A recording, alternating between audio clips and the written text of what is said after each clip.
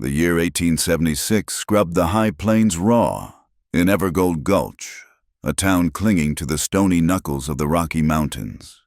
The wind had teeth and the dust was a second skin. It was the season of thirst, when the sun baked the earth into a cracked plate and the wind stole the moisture from a man's lips before he could speak. The land was a study in desperation canyons that bled shadow, plains of scorched grass the color of old bone, and a shallow, silver creek that seemed to shrink with every passing day. The stagecoach rattled into this desolation like a dying beetle, its wheels churning the fine grit that coated everything. Inside, Abigail Avery tasted the journey on her tongue, a flavor of iron and alkali. At 24 years old, she was running not toward a dream so much as away from a life that had tried to suffocate her. Kansas had been a cage of quiet obligations and family sorrows, a place where a woman's hands were meant for mending clothes, not setting bones. Her goal was simple, as stark and clean as the landscape outside to earn an honest living, to build something small, a place of healing, a clinic and a schoolroom for the miners, their families, and the native people who lived in the shadow of the gulch, forgotten by everyone else. The coach groaned as it navigated a tight turn between two rust-colored buttes.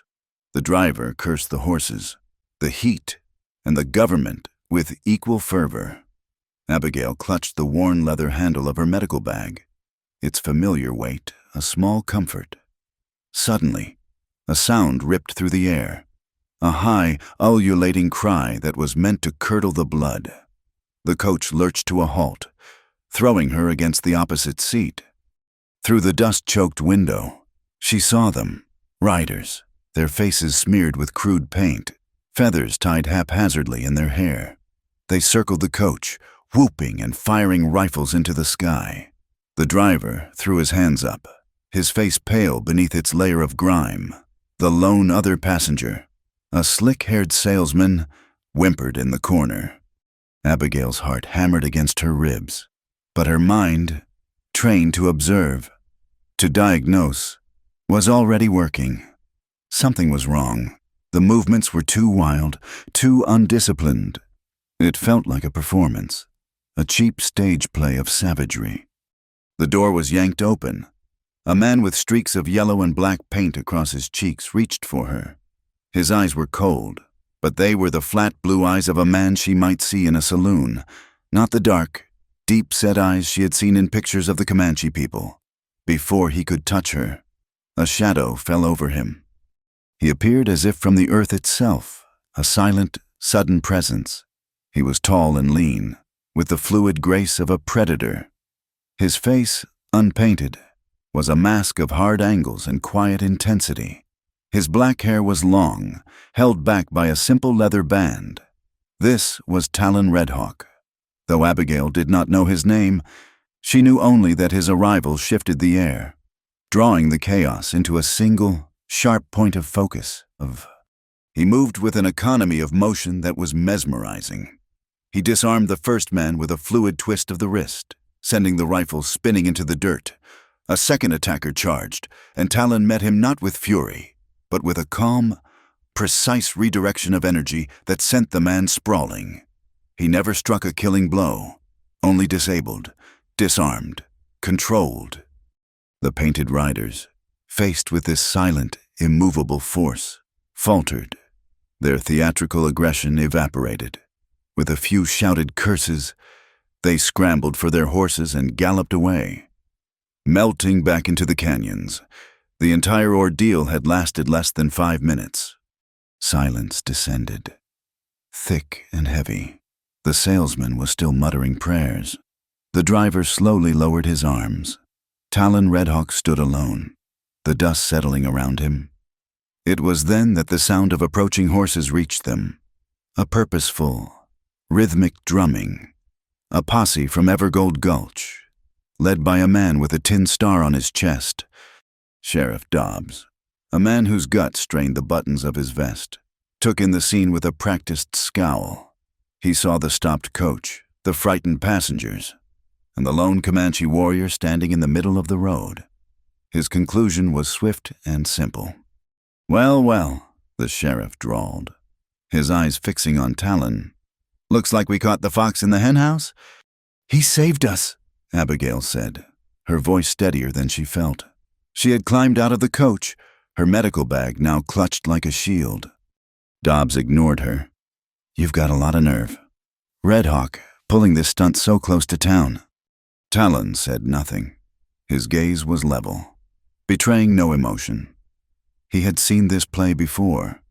He knew the lines, knew his assigned role. He had once worn the blue coat of a United States Army scout, believing in a bridge between two worlds. He had left when he saw that the bridge was only ever meant to be crossed one way, usually by soldiers on their way to a massacre. His purpose now was singular: to protect Medicine Bend, the sacred valley that was the heart of his people, a place men like the one who was building a railroad through these mountains would see only as a convenient path for steel and coal. As the sheriff's men surrounded Talon, Abigail's eyes scanned the ground. Her training had taught her to see the details others missed. And there, pressed into the soft dust where the attackers had stood, were footprints. They were not the soft impressions of moccasins. They were the clear, distinct outlines of military-issue boots, with the telltale heel plate. Boots a man might be issued at an army fort, or, perhaps, buy from a corrupt quartermaster. The men who had attacked them were white. It was a setup, a cruel piece of theater designed to cast blame and stoke fear. "Sheriff," Abigail began, pointing, "look at the tracks. Those are boots, not—" Dobbs waved a dismissive hand. "Ma'am, you're shaken up.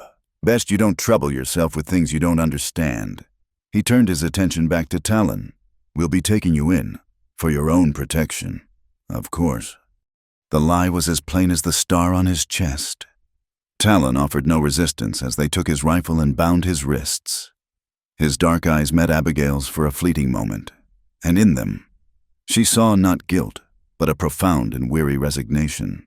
He saw her pointing at the tracks. He saw that she knew, and in that shared glance, a tiny, fragile spark of understanding passed between them. The journey into Evergold Gulch was a grim parade. The townsfolk emerged from the saloon and the general store, their faces hard with suspicion. They hurled insults at Talon, their words thick with the casual cruelty of prejudice.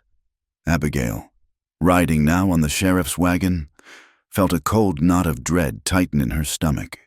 This was not the simple, honest place she had hoped for. This was a town with a sickness.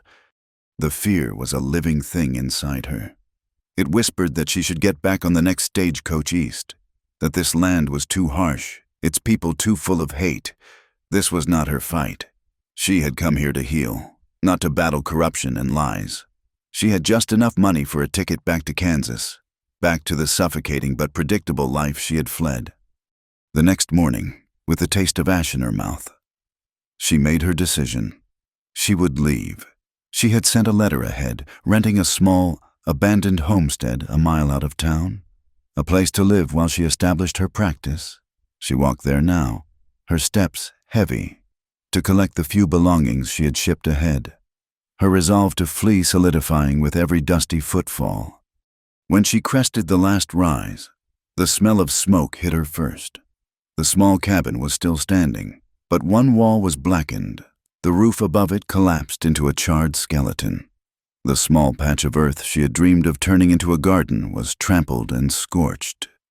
It was not the work of a wildfire. This was deliberate, a message, as clear as a brand on cattle hide. Someone wanted her gone, badly. A wave of something hot and fierce washed over her, extinguishing her fear. It was anger. They had not just attacked her, not just tried to scare her. They had tried to burn her dream before it could even take root. They had underestimated her. They saw a woman, alone and vulnerable. They did not see the steel that had been forged in the quiet desperation of her old life. Leaving Kansas had been an escape. Staying here, now, would be a choice. She turned her back on the smoldering ruin and walked back toward Evergold Gulch, her posture straighter, her purpose renewed. The wind whipped a strand of hair across her face, and she pushed it back with a determined hand. She found what she was looking for at the edge of town, an old ore storage shed, abandoned when the vein it serviced ran dry. It was little more than a sturdy wooden box, thick with dust and smelling of rust and emptiness. But it had a solid roof and a strong door. It was enough. She spent the rest of the day working, a quiet fury fueling her movements. She swept out the years of dust, scrubbed the floorboards, and used her own small trunk as a counter. She unpacked her bottles of iodine and carbolic acid, her neatly rolled bandages, her tins of salves and powders. She placed her medical texts on a makeshift shelf. By late afternoon, she had transformed the derelict shed into a tiny, gleaming outpost of order and science. She hand-lettered a simple sign and nailed it above the door, Abigail Avery, nurse and tutor.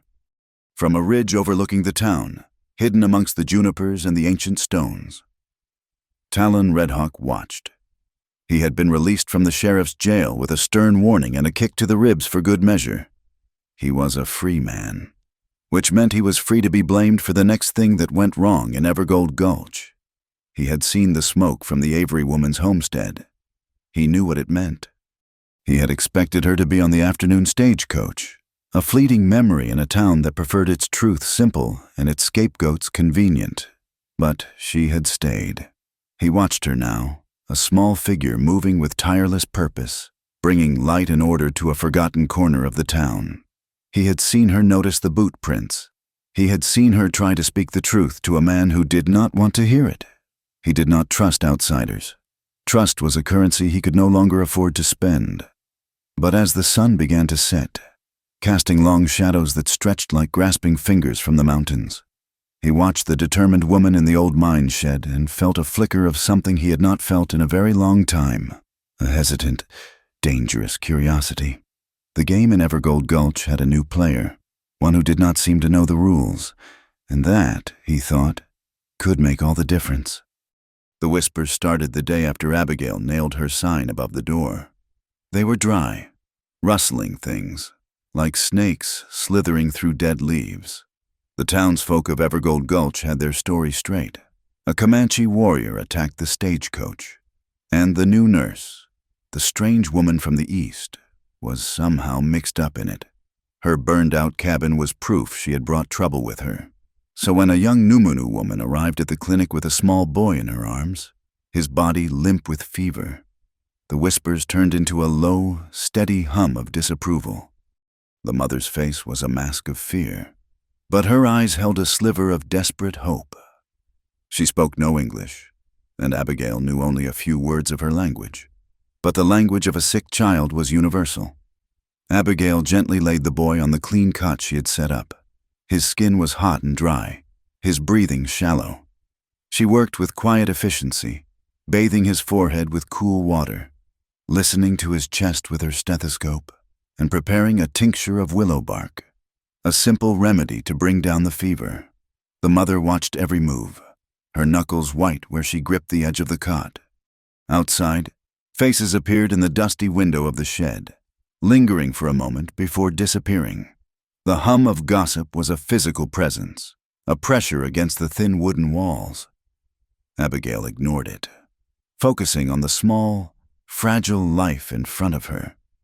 This was why she was here, not for the whispers, not for the fear, but for this. Later that afternoon, after the boy's fever had broken and he was sleeping peacefully, a shadow fell across the doorway. Abigail looked up, her hand instinctively going to a heavy pestle on her work table. It was Eleanor Lang, the proprietor of the town's general store. She was a woman built for the frontier, sturdy and weathered, with kind eyes that had seen more than they let on. "Heard you had a patient, Mrs." Lang said, her voice low. She carried a small wooden crate. "Thought you might be in need of a few things." She set the crate on the floor. Inside were clean linens, a sack of flour, and a jar of precious coffee. It was more than supplies. It was an offering of support, a quiet rebellion against the town's collective suspicion. "I don't know how to thank you," Abigail said, her voice thick with an emotion she had not expected to feel. "No need for thanks, Mrs." Lang replied, her eyes flicking toward the sleeping child. "You just keep doing what you're doing. This town has a fever of its own. Might be it needs a good healer to cure it." She gave a short, firm nod and was gone, leaving behind the scent of cinnamon and the warmth of her quiet solidarity. The next day, as the sun began its slow descent, another shadow fell across her door. This one was taller, leaner. Talon Redhawk stood there, as silent as the twilight gathering around him. He held a small pouch made of soft deer hide. He did not ask to enter, simply stood on the threshold, his presence filling the space. "The boy," he said. It was not a question. "His fever is gone. He'll be weak for a few days, but he will recover," Abigail answered, meeting his steady gaze. Talon nodded, his eyes scanning the rows of bottles and jars in her clinic. He held out the pouch, for the burning in the lungs that sometimes follows the fever. Abigail took the pouch. It was filled with dried leaves and roots, their scent earthy and pungent. She recognized some of them from her books, but others were new to her. "This is yerba santa," she said, holding up a brittle leaf. "Areodictium californicum, an excellent expectorant." A faint smile touched the corners of Talon's mouth. "We call it mountain balm. It speaks to the lungs and tells them to be clear." He pointed to another root in her hand. "That is osha. It wakes up the body's spirit when it is tired from fighting sickness." He was testing her, she realized, not her knowledge of Latin names, but her willingness to see beyond her own learning. "My books teach me what a plant is made of," she said carefully. "They do not teach me how it speaks to the spirit." "A healer must listen to both," he said. His gaze was intense, searching. He was a man who had been betrayed by words and promises. He judged people by their actions, by what they were willing to see. The uneasy truce between them held for a moment longer. It was Abigail who broke the silence, her voice dropping lower. "I went back to the place where the coach was stopped." Talon's expression did not change, but she saw a new stillness in him, a heightened awareness. "It is not a safe place for you." "I'm not easily frightened," she replied, though the memory of the burned cabin sent a chill through her. She reached into the pocket of her apron and pulled out a small, heavy object, placing it on the counter between them. It was a brass shell casing, dulled by the dust but still solid, still menacing. "I found this. It is a 4570, government issue." Talon picked it up, his long fingers turning it over. He did not need to examine it closely. He knew its weight, its feel, its purpose. From a Springfield rifle, he confirmed, the kind the cavalry carries. He looked from the casing to her face. "The boot prints you saw, they were from cavalry boots, the kind with iron on the heels. The horses they rode were shod with cavalry shoes. They leave a mark different from a farm horse or a wild pony, a small crescent clipped from the front." The pieces clicked into place, forming a picture that was ugly and undeniable. The attack was a lie, a carefully staged drama meant to incite hatred and justify whatever was to come next. "Dobbs," Abigail said, the name leaving a bitter taste. "He wants everyone to believe you were responsible." "It is an old story," Talon said, his voice flat. "They tell it when they want to take something that is not theirs." Before they could say more, the heavy tread of boots on the porch announced a new visitor. Sheriff Dobbs filled the doorway, his bulk blocking out the fading light. His eyes, small and hard, took in the scene: the nurse, the Comanche warrior, the shell casing sitting between them. "Having a little meeting, are we?" Dobbs sneered, his gaze moving from Talon to Abigail. "Redhawk, I thought I told you to stay clear of town." "He brought me medicinal herbs," Abigail said, her voice cool and level. She would not let this man see her fear. Dobbs grunted, his attention fixing on the casing. "What's this here?" He reached out and picked it up, his thick fingers closing around it. "Looks like evidence. I'll be taking this for safekeeping." "It is evidence," Abigail said, her eyes flashing. "Evidence that the men who attacked the stage were not who they appeared to be." The sheriff's face darkened. He took a step closer to her, his presence a physical threat. "Now you listen to me. Missy, you're new here. You don't know how things work. Some things are best left alone. A smart woman, a woman who wants to stay healthy and run her little business in peace, knows when to keep her nose out of things that don't concern her." The threat was unmistakable, hanging in the air between them. He turned and pocketed the casing. "I'll be keeping an eye on you both." With a final, contemptuous look at Talon, he turned and left. They stood in the silence he left behind, the air thick with unspoken anger. The last piece of physical proof was gone, confiscated by the very man who was likely part of the conspiracy. But Abigail had learned to be careful. While Dobbs was focused on Talon, her eyes had been on the casing in her own hand. In the moments before the sheriff arrived, she had seen the small, stamped numbers on its base, a lot number, a way to trace where and when it was made, and to whom it was issued. As Dobbs had turned to leave, she had deftly turned her back for a moment, ostensibly to arrange a bottle on the shelf, with a piece of charcoal from her small stove. She had swiftly and secretly copied the numbers onto a scrap of paper, tucking it away. "He has the casing," Talon said, his voice low and tight with frustration. "But I have the numbers," she replied, pulling out the small piece of paper. "LFC 876. For the first time, she saw a flicker of surprise in his eyes, a grudging respect. "You are not like the other women from the East." "I am a nurse," she said simply. "I was trained to notice details." The sun had set completely now, and the world outside the open door was a deep, star-pricked indigo. A cool wind ghosted through the shed, carrying the scent of dust and sage. The night was vast and cold, the stars sharp and brilliant, like chips of ice scattered on black velvet. In the distance, the wind made a mournful, whistling sound as it passed through the dry stalks of the cottonwood trees along the creek bed. It was a lonely sound, the sound of their shared isolation. Talon reached to the leather band in his hair and untied a single, perfect eagle feather. It was barred with black and white, its edges clean and sharp. He held it out to her. "In my grandfather's time, a warrior would give this to someone who fought with a brave heart. You spoke the truth to a man who holds power in his fists. That takes a brave heart."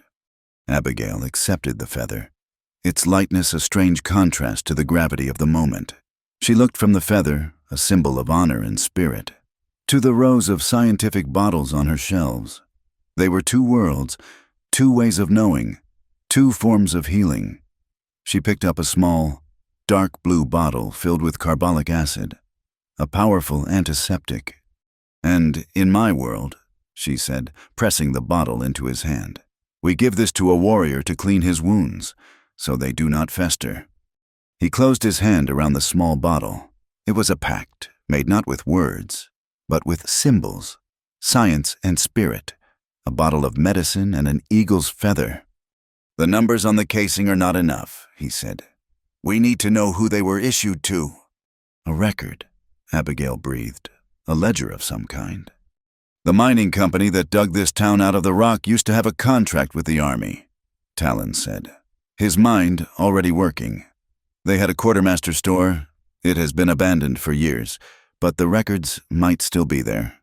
An ammunition supply ledger." A new purpose settled between them, clear and sharp. It was a dangerous idea, a direct challenge to the powers that ran Evergold Gulch, but it was the only path forward. They had to find that book. It was their only hope of exposing the lie and finding a justice that seemed to have abandoned this dusty, forgotten corner of the world. They stood for a moment longer in the quiet of the small clinic, two shadows against the lamplight, a fragile alliance forged in the face of a common enemy. The pressure began not with a gunshot, but with a piece of paper. Harlan Pike. The man whose railroad and gold mine were a vice slowly crushing Evergold Gulch had it nailed to the door of the saloon and the wall of the general store. The notice was written in a clerk's neat hand, but its message was as blunt as a hammer. Any person or business conducting trade or offering aid to the man known as Talon Redhawk or his known associates, would have their credit with the Pike Consolidated Mining Company revoked, effective immediately. In a town where Pike owned everything from the ore in the ground to the roof over most men's heads, the notice was a declaration of war. The price of flour and beans at Mrs. Lang's store doubled overnight. She explained it to Abigail with a heavy heart, her face etched with worry. Pike's supply wagons were now charging her twice the rate, a tax for her quiet support of the new nurse. The message was clear. Allegiance to Pike meant survival. Defiance meant ruin. Instead of shrinking, Abigail pushed back. She saw the faces of the miners, men old before their time, their lungs full of dust and their spirits full of quiet despair. She saw their children, running barefoot in the dirt, their futures as barren as the landscape around them. So she took a piece of charcoal and another wooden board and made a new sign for her clinic. It now read, Abigail Avery, nurse and tutor, evening lessons in reading and sums, no charge. The first night, only 3 people came. 2 were young boys, their faces smudged with grime, and the third was a woman named Helen McCrae. She was a miner's widow, a quiet, bird-like woman with hands raw from doing other people's laundry. Her husband, she explained, had died in a tunnel collapse the year before. He had been a man who loved books, a rare thing in this hard place. "I cannot pay you," Helen said, her voice barely a whisper. "But I can help. I can teach the little ones their letters." And so, a fragile community was born in the flickering lamplight of the old ore shed. Abigail taught the men to read contracts and calculate wages, empowering them with knowledge that was a weapon against exploitation. Helen, with a patience Abigail envied, guided the children's fingers as they formed their first shaky letters. It was a small act of defiance, a candle lit against a gathering storm. The storm broke a few nights later in the smoky confines of the town saloon. Talon had come into town to trade for a few supplies Mrs. Lang had set aside for him. He moved through the hostile environment with a quiet watchfulness, his senses alert to every shift in the room's tense atmosphere. He was standing at the counter, speaking in low tones to Mrs. Lang's husband, when 3 of Pike's men cornered him. They were big, clumsy men who smelled of cheap whiskey and self-importance. "Look what we have here." The leader, a man with a broken nose, sneered. "Thought the sheriff told you to stay out of town." Talon did not turn. He simply finished his transaction, placing a few coins on the counter. "My business is my own." "Your business is making trouble," the man said, shoving Talon from behind. It was a drunkard's push, meant to provoke a brawl. But Talon did not stumble. He seemed to absorb the force, turning with a fluid grace that was almost unnerving. He did not raise his fists. His hands were open. "Relaxed. I want no trouble," he said, his voice calm and even. The man laughed and threw a punch, a wild, swinging blow aimed at Talon's head. Talon moved not backward, but inward, stepping inside the arc of the punch, in a single, seamless motion. He caught the man's wrist, used his momentum to spin him around, and brought his arm up behind his back in a lock that was both unbreakable and precise. The man grunted in pain. His face pressed against the rough wood of the bar. It was done so quickly, so efficiently, that the other 2 men were still processing what had happened. There was no anger in Talon's expression, only a cold, disciplined control. He was a warrior, and this was not a fight. It was a simple, physical statement. He would not be moved. He held the man for a moment longer, then released him with a slight push. The man stumbled away, clutching his arm, his face a mixture of pain and humiliation. He and his friends muttered a few curses and retreated to a corner, their appetite for a fight gone. Talon turned, gave a slight nod to Mr. Lang, and walked out of the saloon, leaving behind a room full of stunned silence. The next day, nature itself seemed to join Pike's siege. The sky turned a sickly yellow, and the wind began to howl, a low moan that grew into a piercing shriek. A sandstorm, born in the vast, dry heart of the plains, descended upon Evergold Gulch. It was a suffocating, blinding thing. Fine, gritty dust seeped through every crack, coating every surface, making the air thick and difficult to breathe. For 2 days, the world was reduced to a roaring, yellow twilight. When the wind finally died down, the silence was more unnerving than the storm itself. The town was buried, but the real disaster lay with the water. The shallow creek that was the town's lifeblood had been choked with sand and silt. The town well, which drew from the creek, yielded only a trickle of muddy, undrinkable water. Panic, a more immediate and potent fear than any of Pike's threats, began to spread. Thirst was a great equalizer. It did not care if you worked for Pike or taught children their letters in a shed. By the second day without water, the desperation was palpable. The faces of the children, in particular, were a torment to Abigail. Their lips were cracked, their eyes dull. That evening, she sought out Talon. She found him on the ridge overlooking the town, a solitary figure watching the slow death of the community below. "They are thirsty," she said, her own throat raw. "The children." He looked at her, his face grim. "I know." "Is there another place, another source of water?" she pressed, knowing the answer would come at a cost. He was silent for a long time, his gaze fixed on the distant, hazy shapes of the mountains that bordered his homeland. He was torn. To lead them to water meant leading them to Medicine Bend. It was a sacred place, a sanctuary where the spirits of his ancestors dwelled.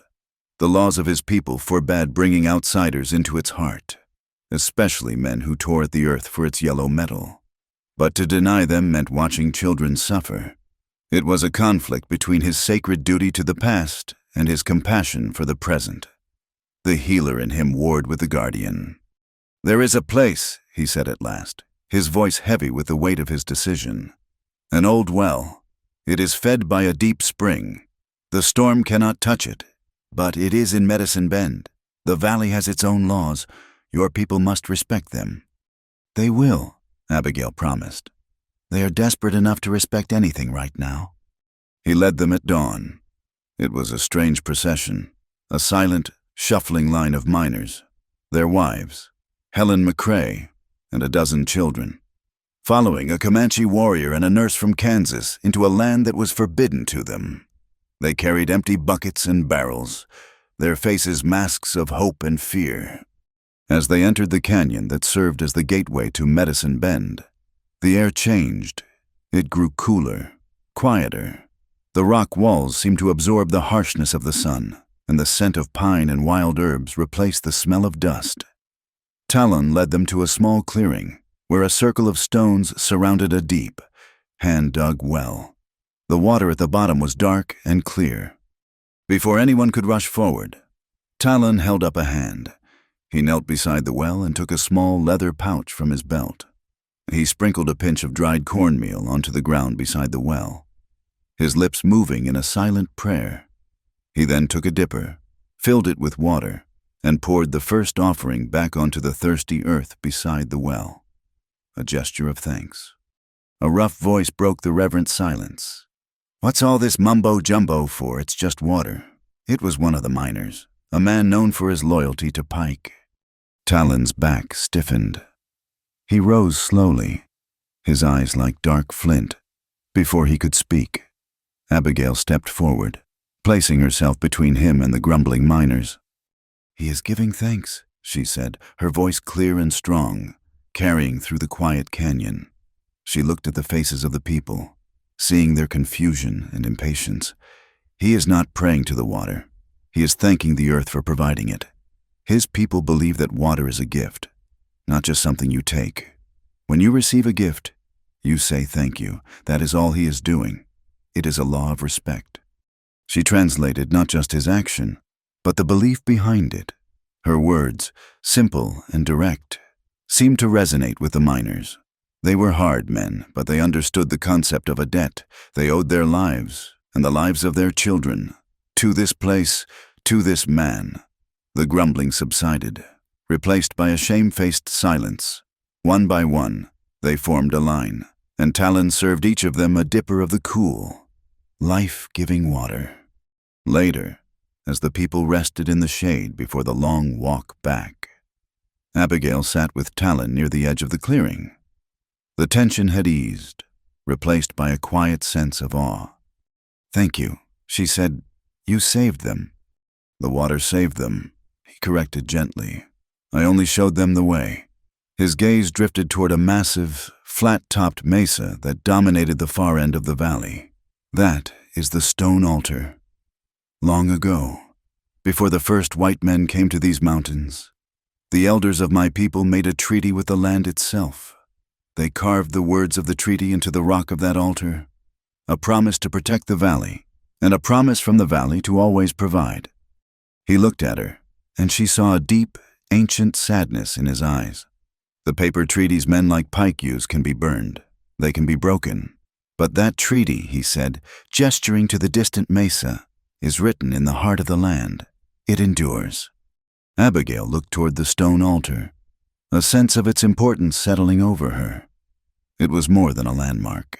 It was a document, a legal testament written in a language older than any of their laws. And in that moment, she understood that the fight for Evergold Gulch was not just about water or a railroad.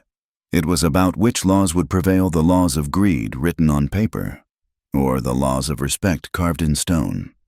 The act of bringing water from Medicine Bend had shifted something in the dry soil of Evergold Gulch's soul. It did not wash away the suspicion, but it planted a small, stubborn seed of doubt about the town's accepted truths. The fear of Harlan Pike remained, but it was now matched by a grudging respect for the woman in the ore shed and the silent Comanche who had offered them life. During the evening lessons, which had grown in number, a new energy filled the small space. The lamplight seemed warmer, the scratching of charcoal on slate a sound of quiet rebellion. It was on one such evening, after the children had departed, that Helen McCrae lingered behind.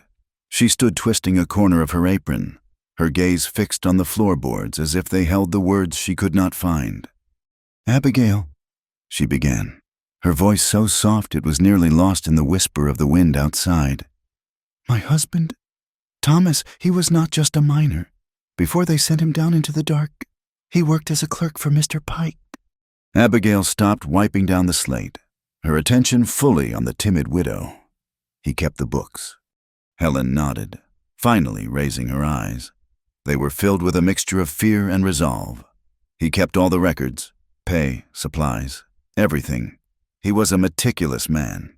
He hated waste, and he hated lies." She took a deep breath. "When the company had the Army contract, Thomas was responsible for the quartermaster stores. He kept the ammunition ledgers." Abigail's heart began to beat a little faster. "Helen, does that mean—" "He saw things," Helen continued, her voice gaining a sliver of strength. "Sheriff Dobbs would sign for ammunition, far more than a town sheriff would ever need. And then, weeks later, Thomas would have to process reimbursement forms for lost or damaged goods. The same goods. The forms were always signed by Dobbs himself." She reached into a small cloth bag she carried and pulled out a packet of folded papers, tied with a faded ribbon. Her hand trembled as she held them out. "Thomas made copies. He always said you never know when a piece of paper might be the only thing standing between an honest man and a jail cell. He kept them hidden in a false bottom in his trunk." Abigail took the papers with a reverence usually reserved for a holy text. She carefully untied the ribbon and unfolded them. One was a page from a ledger, its columns neatly filled with Thomas McCrae's precise script. It detailed a shipment of .45-70 caliber rounds. The other was a reimbursement form, reporting that very same shipment as spoiled by a water leak. At the bottom, in a bold, arrogant scrawl, was the signature of Sheriff Dobbs. "He was a good man. My Thomas," Helen whispered, a tear tracing a clean path through the dust on her cheek. "He would want you to have these. He would want the truth to have a voice." This was more than Abigail could have hoped for. It was a weapon, but a copy was not enough. They needed the original ledger, the book that would tie the bullet she had found to the sheriff and, by extension, to Harlan Pike. Over the next few days, a new routine was established. During the day, Abigail tended to the sick and taught her lessons. In the quiet hours of the late afternoon, she would walk toward the canyons, ostensibly to gather herbs. There, she would meet Talon. He had begun to teach her, sharing a knowledge that was not found in any of her books. He did not use words so much as show her the world through his eyes. He would point to a series of carvings on a rock face, petroglyphs faded by centuries of sun and wind. "This," he said, tracing a spiral with his finger, "is the journey of the sun. It tells us when to plant, when to hunt. It is a clock that hangs in the sky." He then pointed to a zigzag line. "This is the sign for water, for the creek, and this," he indicated a symbol like a small, stylized man, "is the healer." He showed her how the symbols, when combined, told stories, recorded histories, and served as maps. Their trust was not built on declarations or promises, but on these shared moments of quiet instruction. She taught him the purpose of the antiseptic in the bottle she had given him, and he showed her which plants could be crushed into a poultice to draw out infection. It was a slow, careful weaving together of two different worlds, two different ways of healing. They were learning to speak each other's language, a language of action and mutual respect. They planned the raid on the abandoned quartermaster's store with the same quiet precision. Talon scouted the area for 2 nights, learning the patterns of Dobbs's single deputy, a lazy man who preferred the warmth of the saloon to the chill of a patrol. The best time, they decided, was the hour just before dawn, when the night was at its darkest and the town was sunk in its deepest sleep. They moved like ghosts through the sleeping streets, their footsteps silenced by the thick dust. The warehouse loomed before them, a dark, hulking shape against the graying sky. The lock was old and rusted. Talon worked it open with a thin piece of metal, the tumblers clicking with a sound that seemed deafening in the stillness. Inside, the air was thick with the smell of decay, of damp paper and rat droppings.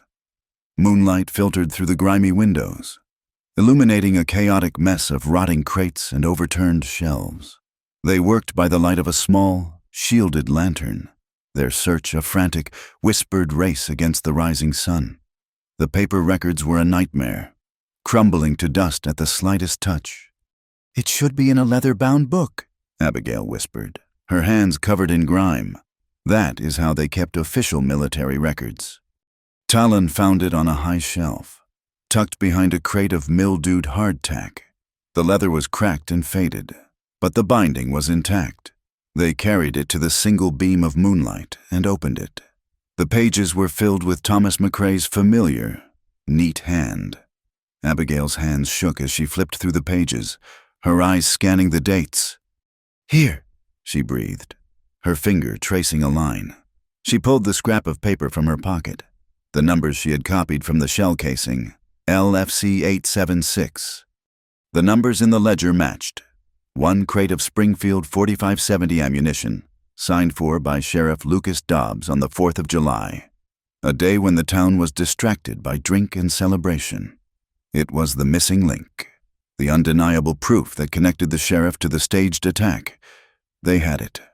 Their victory was short-lived. As they slipped back into the waking town, they saw a small crowd gathered around the sheriff's office. A new notice had been posted, this one bearing the official seal of the territorial court. Harlan Pike was no longer using threats and intimidation. He was now using the full force of the law. The document was an application for eminent domain, a petition to the court to forcibly purchase the entirety of the Medicine Bend Valley. It was filled with legal language that twisted greed into civic duty, citing the urgent public need for a railroad to bring prosperity and progress to the region. It painted the Numunu people not as inhabitants, but as obstacles to the common good. Talon read the document, his face hardening into a mask of stone. But it was a small addendum at the bottom of the petition that made the blood drain from his face. To support his claim of historical precedent, Pike had cited an old treaty, signed 50 years prior, which granted passage rights through the outer canyons in exchange for trade goods, The treaty had long since expired and was largely forgotten, a relic of a time before the insatiable hunger for gold and steel had consumed the land. Talon's eyes were fixed on the name of the signatory for the New Munu people. It was a name he had not seen in years, the name of his father's brother, a wise and respected leader who had vanished without a trace 2 decades ago. The sight of that name, used now to justify the theft of his people's sacred land, was a desecration, a deep and personal wound. He felt a sudden, dizzying sense of betrayal. "My uncle," he said, his voice a raw whisper. "They are using his name to do this." Abigail's mind raced, trying to find a move on this new, more dangerous chessboard. Pike had a document, an official piece of paper with a seal. The world she came from revered such things. But then she remembered Talon's words in the valley. A paper treaty can be burned, but a treaty written in the heart of the land endures. "The stone altar," she said, her voice urgent. "Talon, you said there was another treaty, one carved in the rock." He looked at her, his eyes full of conflict. "It is a sacred place. No outsider has ever set foot there." "Pike is using our laws against you," she argued gently. "Perhaps the only way to fight back is to use yours. If that carving says what you think it says, if it grants your people rights to that land and that water, it is a legal document. Maybe it is a more powerful one than Pike's piece of paper." She saw the war in his eyes. The guardian in him recoiled at the idea of bringing her, a white woman, into the most holy place he knew. It felt like a violation, a betrayal of the ancestors he was sworn to protect. But the warrior in him knew she was right. They were out of options. "I know I am asking for the impossible," she said, sensing his turmoil. "I know what that place means to you. If we go, you lead, you set the boundaries. I will not cross them. I will be your student. Nothing more. The decision is yours, and I will respect it, no matter what it is." Her promise, the quiet sincerity in her voice, tipped the scale. It was not a demand, but an appeal. She was offering to trust his laws, his traditions, completely. He looked from her earnest face to the cold, legalistic words of Pike's petition. One represented hope, the other, certain destruction. "There is no map to the altar," he said slowly. "The path is not on any piece of paper. The way is marked by the story symbols on the stones. Only the New Munu know how to read them." A sudden understanding dawned on Abigail. "And I have the survey maps of this territory," she said. "I know the layout of the canyons, the ridges, the waterways. I can read the land on paper." It was then they both understood. Separately, they were lost. His knowledge of the ancient symbols was useless without an understanding of the larger geography. Her maps were just lines on a page, unable to reveal the hidden path, the secret entrance to the canyon where the altar stood. But together, their knowledge formed a complete picture. His history and her science, his stone and her paper, were 2 halves of a single map. It was a map that could lead them to the heart of Medicine Bend, and perhaps to the one truth that could save it. The fire began as a flicker, a malevolent orange eye winking in the darkness behind the schoolhouse. Inside, the air was warm, smelling of chalk dust, coffee, and the earnest sweat of learning. Helen McCrae was guiding a young boy's hand, his brow furrowed in concentration as he formed a clumsy letter B. Across the room, Abigail was helping a grizzled miner decipher a passage from a tattered newspaper, his lips moving silently with the effort. For a few hours each evening, this small shed ceased to be a place of medicine and became a sanctuary of hope, a tiny flicker of light against the vast, consuming darkness of the frontier.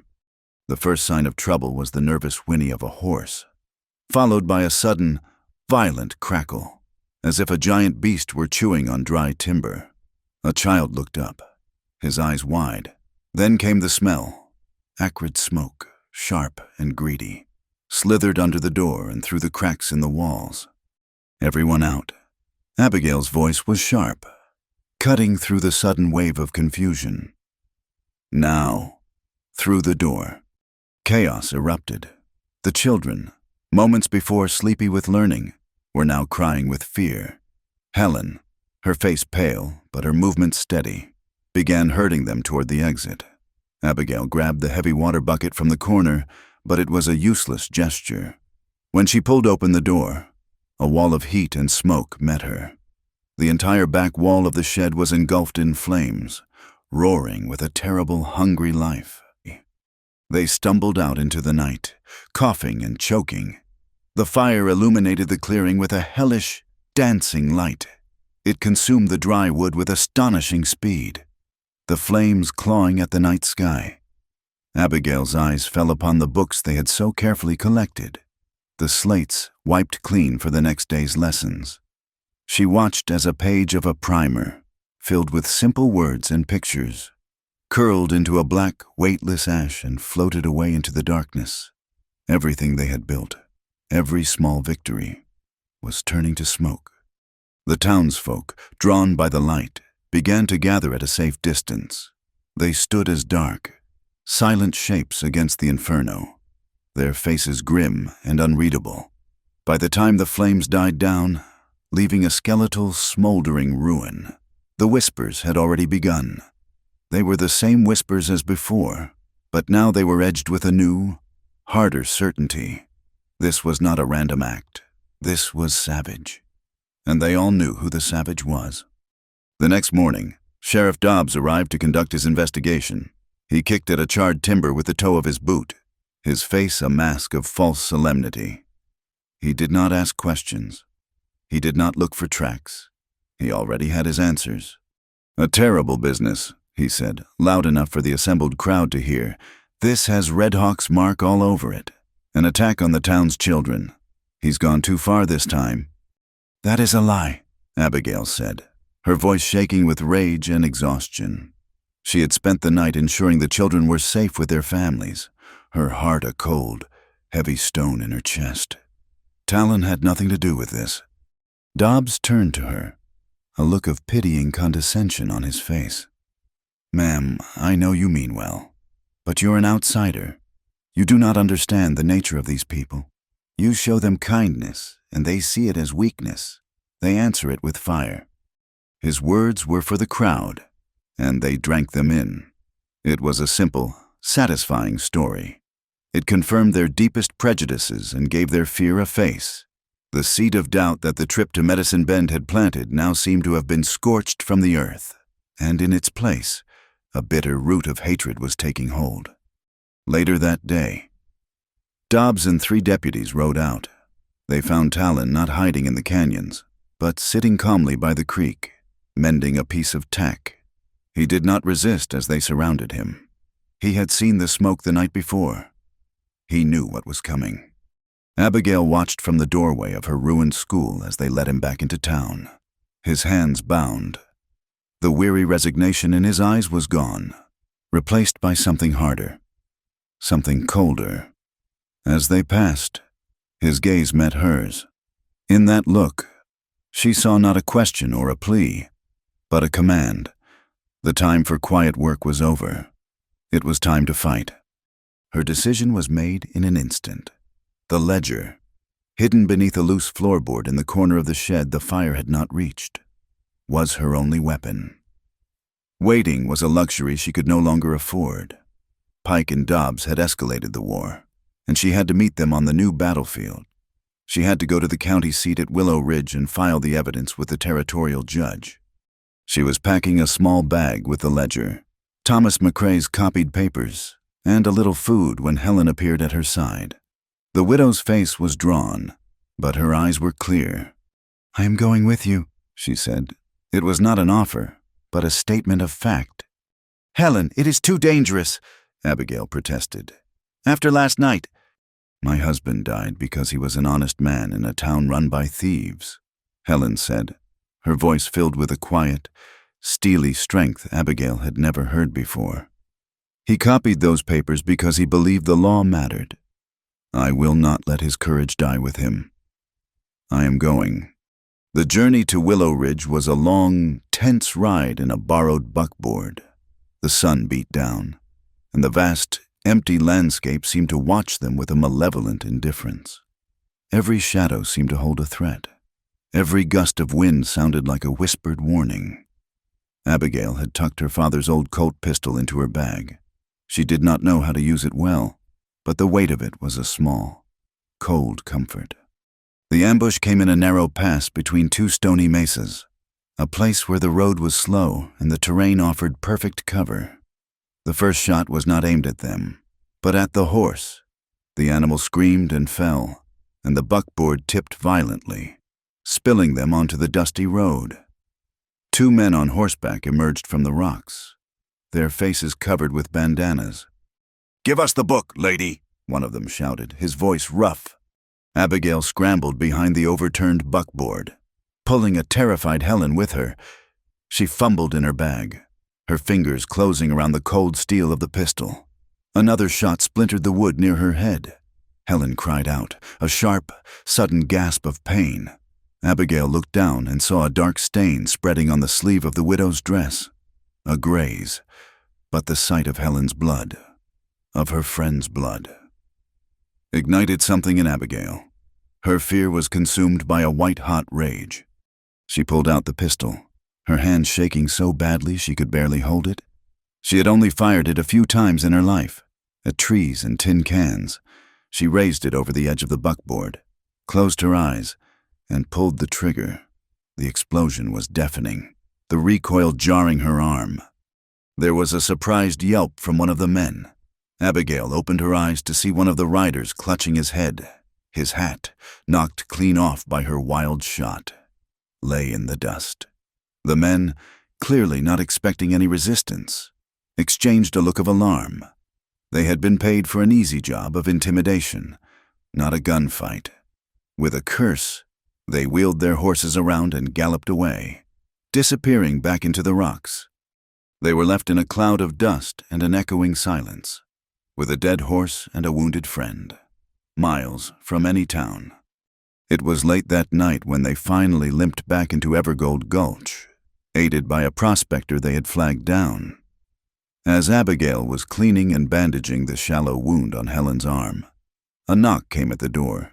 It was a young miner, a boy, really, named Silas. He had been one of her most promising students. He stood twisting his cap in his hands, unable to meet her gaze. "Ma'am," he began, his voice choked with guilt. I have to tell you something." He took a shuddering breath.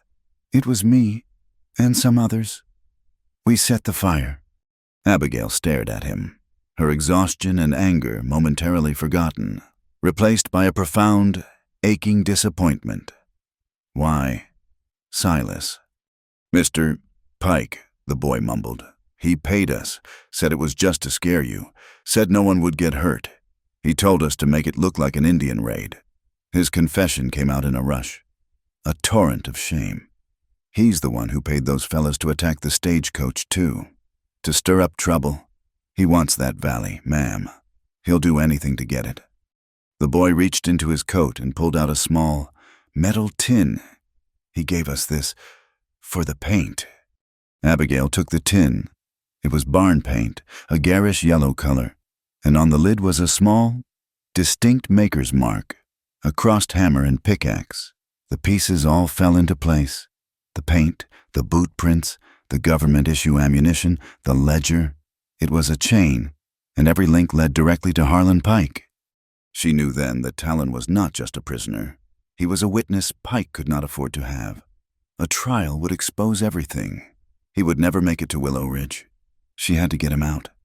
She found 2 feathers, a friend of Talon's from the Numunu encampment, a quiet, observant man with eyes that missed nothing.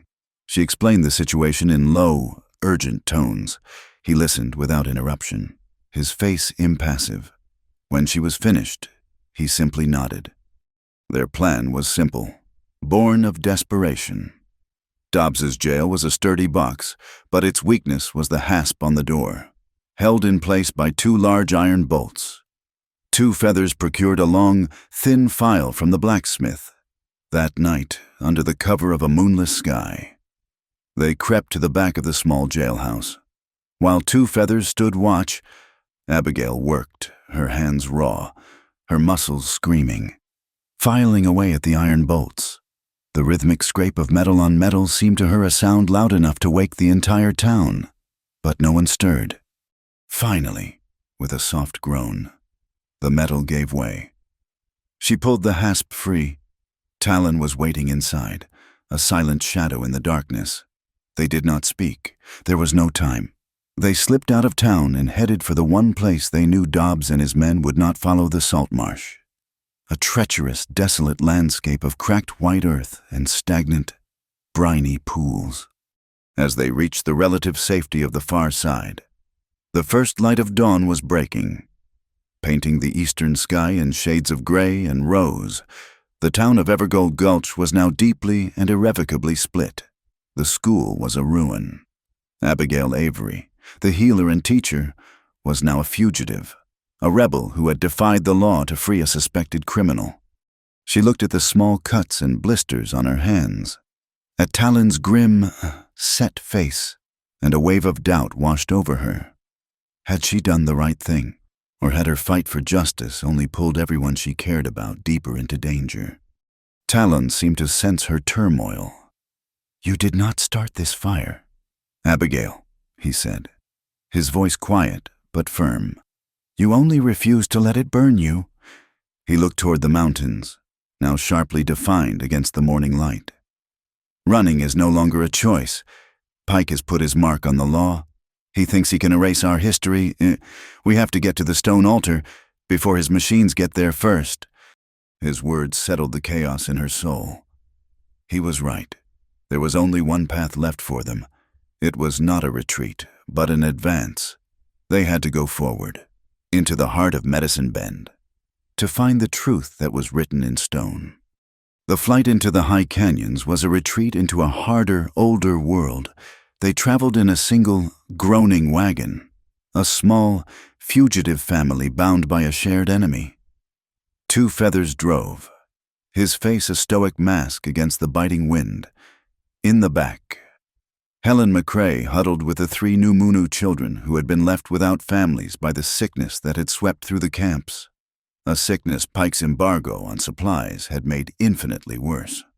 Abigail and Talon sat near the tailgate, the purloined ledger wrapped in oilskin between them, a fragile testament in a world that seemed to honor only force. Abigail's body was a symphony of pain. During the ambush, when the buckboard had overturned, she had been thrown hard against a rock. The searing pain in her side had at first been a dull, manageable ache, but with every jarring jolt of the wagon, it had sharpened into a hot, stabbing torment. A fever was building behind her eyes, making the landscape shimmer and twist. The world was beginning to feel unreal, a fever dream of rust-colored rock and a bruised purple sky. As dusk settled, the sky broke open. The rain did not fall gently, it came in hard. Wind-driven sheets, cold and relentless. The narrow canyon trail, barely wide enough for the wagon, turned to a slick, treacherous river of mud. The wagon wheels slid and groaned, and the vehicle swayed violently. A ship caught in a storm. With every lurch, a fresh wave of agony crashed through Abigail. It became difficult to breathe. Each shallow gasp was a battle, sending a fresh spear of fire through her ribs. She pressed a hand to her side, gritting her teeth against a cry of pain. Exhaustion was a heavy cloak, pulling her down into a dark, swirling vortex. Talon, who had been watching her with a quiet, unwavering intensity, moved without a word. The space in the wagon was tight, but he shifted, placing himself beside her. He put one strong arm around her back, pulling her against his side, his body a solid, unmoving anchor in the swaying chaos. His other hand gently took her arm, bracing her. The initial shock of his touch was electric. Through her damp clothes, she could feel the solid warmth of him, the steady, powerful rhythm of his breathing. He was a rock in a churning sea. The world narrowed to the feeling of his arm holding her, keeping her from being thrown by the wagon's violent dance. He smelled of rain and sagebrush and something else, something elemental and wild, like the land itself. The pain, however, was relentless. A particularly violent lurch of the wagon tore a sound from her throat, a soft, involuntary gasp that was half pain and half surrender. The dam of her control, so carefully constructed over years of hardship, finally broke. The exhaustion, the fear, the constant, grinding pain. And now this unexpected, profound feeling of being held, of being safe, overwhelmed her. Tears she did not know she had left to cry burned her eyes. A low moan escaped her lips, a single, whispered word that was a plea to the world, to her own body, to the man holding her. Slowly. It was the sound of a spirit at the very edge of its endurance. Slowly she moaned as the wagon swayed. He heard it, not as a word, but as the raw sound of her suffering. Talon held her tighter, his grip firm but not crushing, a human shield against the storm and the pain. He did not offer empty reassurances. He simply offered his own strength, a silent transfer of resilience. He leaned closer, his voice a low rumble near her ear, a sound meant only for her. "Breathe with me, Abigail. Match my breath." She tried, focusing on the slow, steady rise and fall of his chest. In, out, a simple rhythm. It was a lifeline in the swirling darkness. In that moment, he was not a Comanche warrior and she was not a white nurse. They were simply two souls, huddled together in a storm, sharing a single, stubborn will to survive. It was a kind of love that had no name in her world, a love without fear, born not of romance but of a fierce, protective loyalty forged in the crucible of shared danger. After a long moment, she found her voice again, a faint spark of her old, defiant self. "You are holding me too tightly," she grumbled, her words barely a whisper against his shoulder. "I can still hardly breathe." A ghost of a smile touched his lips, a brief flash of warmth in the cold night. "The wind in this country," he murmured, his voice a quiet secret in the roar of the storm, "only listens to those it respects. You must be firm with it." The rain eventually softened, easing into a steady, quiet drumming. The moon, a pale, scarred disk, broke through the clouds, bathing the canyon in a soft, silver light. They had arrived. The wagon rolled into a natural amphitheater, a place of profound and ancient silence. At its center stood a massive, flat-topped rock, its surface worn smooth by 1,000 years of wind and rain. The stone altar. The storm had washed the world clean. The air was crisp and cool, smelling of wet earth and pine. Talon gently helped Abigail from the wagon, his hands supporting her as she found her footing on the damp ground. The children, who had slept through the worst of the storm, were carried out and settled into a dry alcove in the rock face, wrapped in blankets. Talon turned to Abigail. "Wait here," he said, his voice soft but firm. "This next part is for my people." Abigail nodded, her heart aching with a mixture of pain and a strange, reverent awe. She watched as he walked to the center of the clearing. He gathered a handful of dry, stringy bindweed from a sheltered crevice and a piece of dry yucca stalk. Using a fire drill, he began the patient, rhythmic work of his ancestors, his movements a prayer in themselves. She stood at the edge of the clearing, a silent observer, honoring the boundary he had set, honoring the promise she had made. This was his home, his church, his law. She was a guest, and she would not trespass. A tiny wisp of smoke appeared, then a glowing ember. Talon carefully transferred it to the bindweed, blowing on it gently until a small, bright flame blossomed in his hands. He placed the flame at the base of a carefully prepared pile of kindling at the foot of the altar. The fire that he built was not the ravenous, destructive beast that had consumed her school. This was a different kind of fire. It was a fire of intention, a fire meant to reveal, not to destroy, to preserve, not to consume. As the flames grew, they cast a warm, dancing light across the face of the great stone, and in that flickering light, the rock came alive. Its surface was covered in carvings, a complex tapestry of symbols and figures that seemed to shift and move with the firelight. Abigail's breath caught in her throat. She could see them now.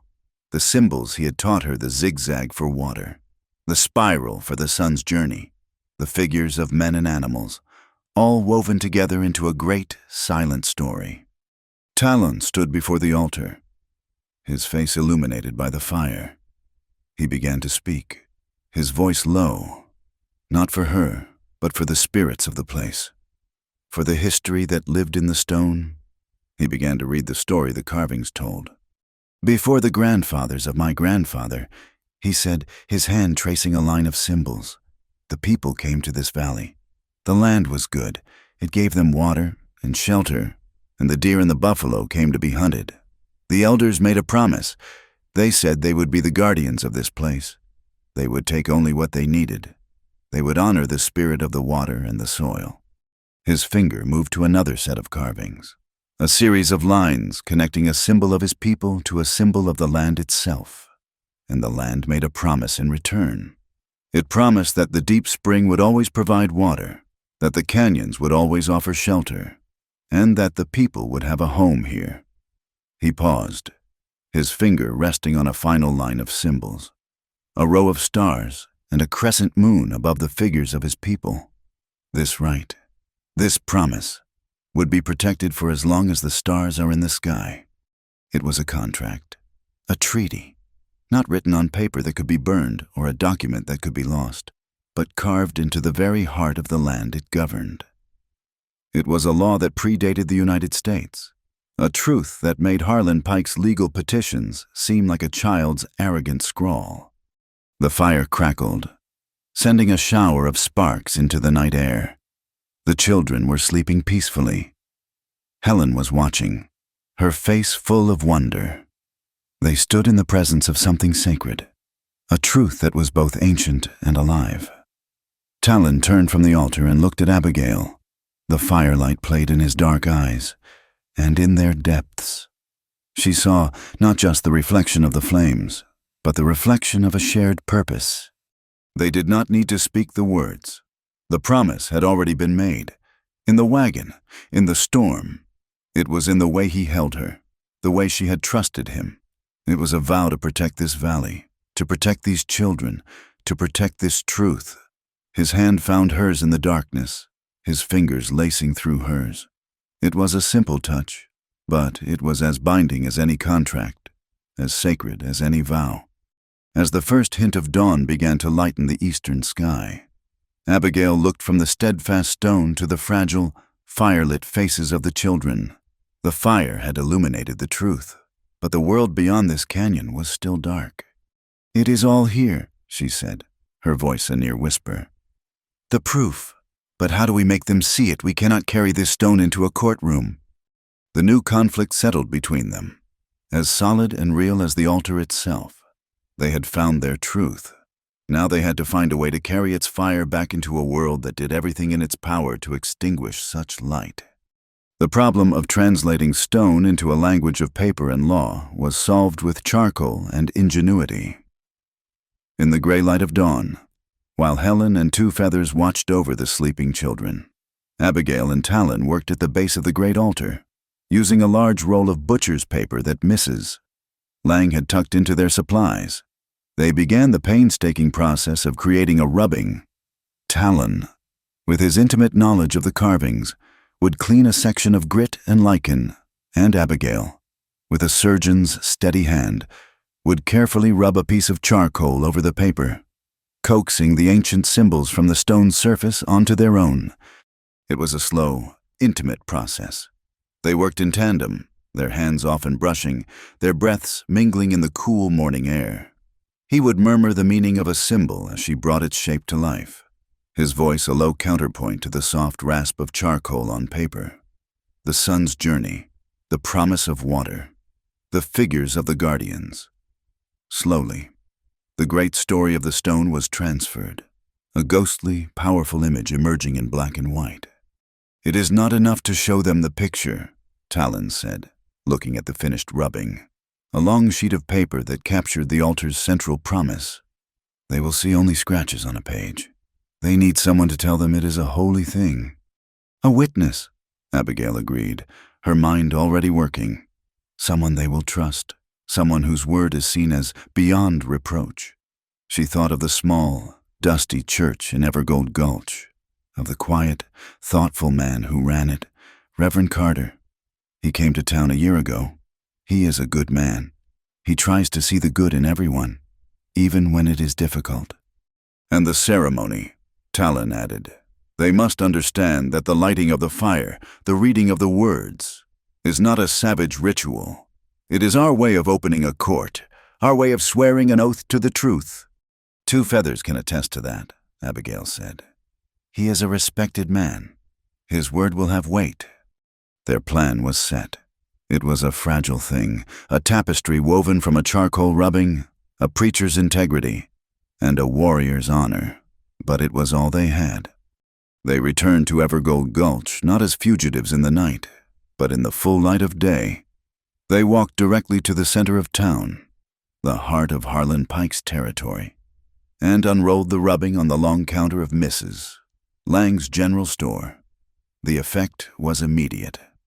A crowd began to gather, drawn by the audacity of their return and the strange, compelling document that seemed to cover the entire length of the store. Sheriff Dobbs was the first to arrive, his face puce with fury. He saw the charcoal rubbing, the determined look on Abigail's face, and the silent, unmovable presence of Talon and Two Feathers behind her. "What is the meaning of this circus?" he bellowed. "I have a warrant for that man's arrest for jailbreak and arson." The fire was set on the orders of Harlan Pike. "And you know it," Abigail's voice rang out, clear and steady, silencing the murmurs of the crowd. "And this," she swept her hand over the rubbing, "is evidence.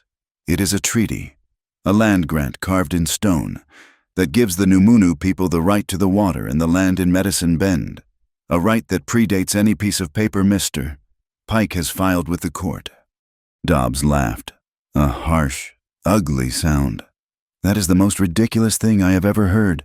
A bunch of chicken scratches on a rock. That is not law. That is fantasy." "It is the law of this land," Two Feathers said, his voice quiet but carrying a surprising authority. "It has been the law for longer than your town has been here." The crowd was divided. Some faces were hard, closed off, siding with the familiar power of the sheriff, but others were uncertain.